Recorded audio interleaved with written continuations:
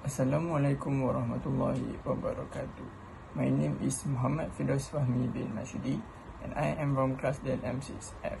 My ID number is PDL 190050057. So today I will be answering question for OAG question for log 2633, which is air freight management. Question number 1 is describe the network carrier and how integrated cargo network operate. Before that, we go first for network carrier.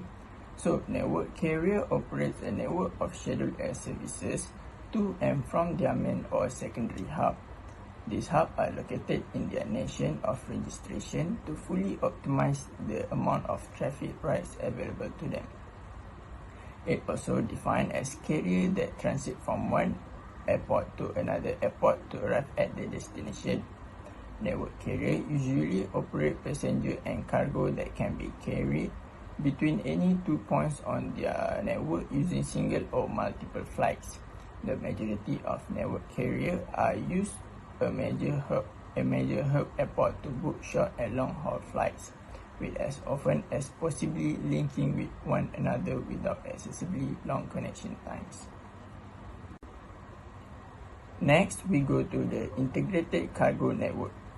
Integrated cargo network operates when a flight is to reach the final destination through 2 or more flights, namely traveling without any direct flights.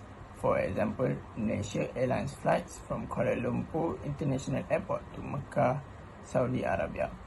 Before the flight reaches its final destination, it transits to Dubai International Airport, which act as secondary hub. With fully utilized the network carrier, it often trade off convenience in terms of trip time for lower price. It also for passengers' comfortableness when travel in long distance. Question number 2. Explain the ideal low-cost carrier are able to provide more service to freight forwarder. So the idea is the size of low-cost carrier is small and have a limitation in terms of size and consignment that can be delivered. It also has the limitation in terms of capacity. The idea is to sell the lower deck capacity to the freight forwarder in order to fully utilize the capacity to cut the cost to the minimum amount. Low-cost carrier generally provide a short haul.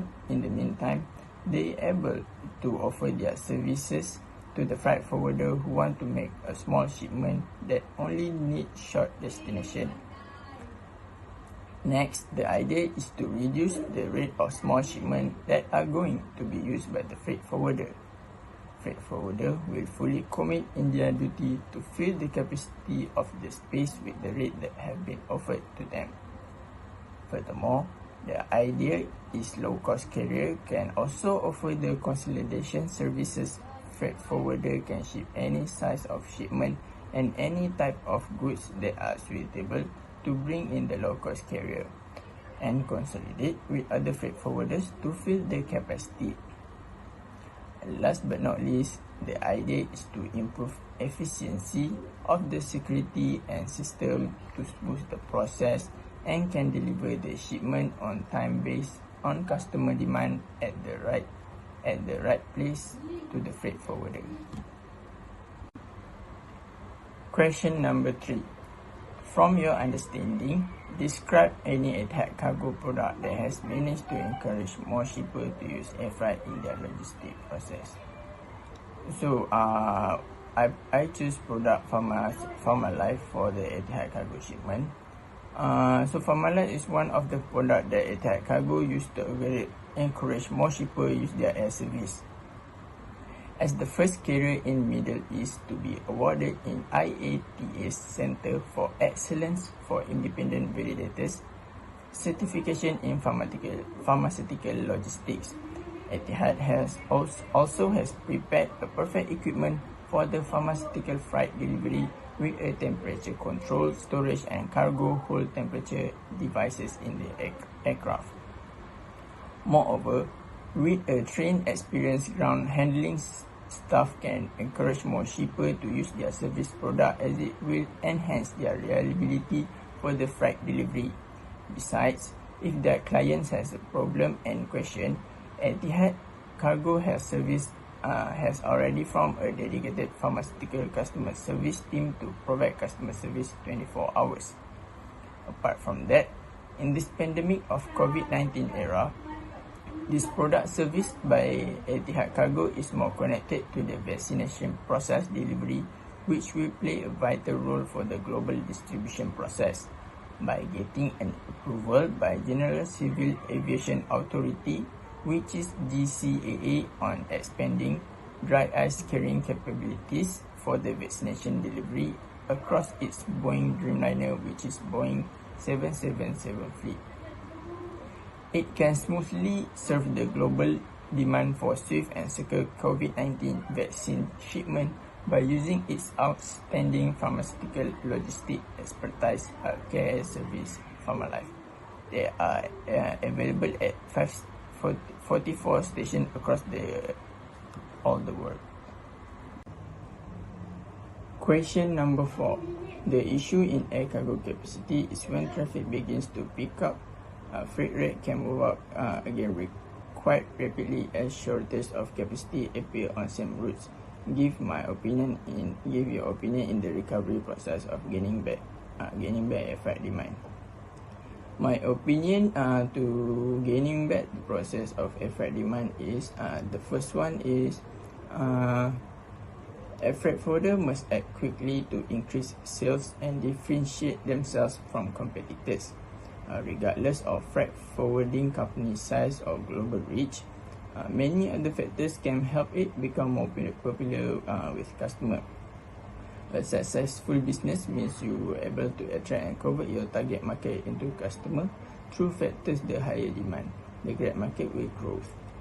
Next is airport cargo community system.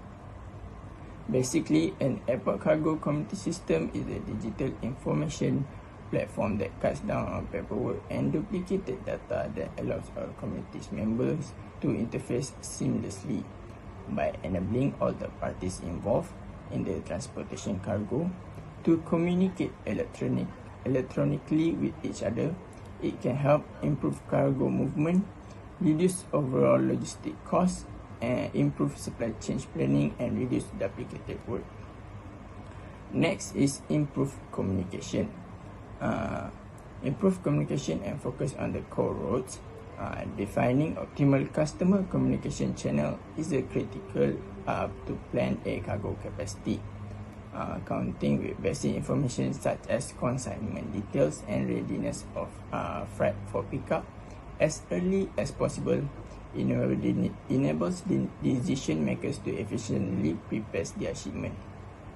In the current volatile period, ensuring adequate information flows help in managing customer expectation. Last but not least is gaining competitive advantage. The use of air freights can create competitive advantages. For example, producer will agree to shorter order times if shipments possibly experiencing delays in production or cargo clearance that they will ship by air. Similarly, manufacturers of garment, electronics, and other goods will compete for largest order by shipping large initial order using ocean freight and then using air freight to replenish inventories if demand is greater than expected. Question number 5. The chances for air cargo demand to grow certainly be closely linked to gross domestic product and trade growth for one country. How does GDP related to the air cargo demand?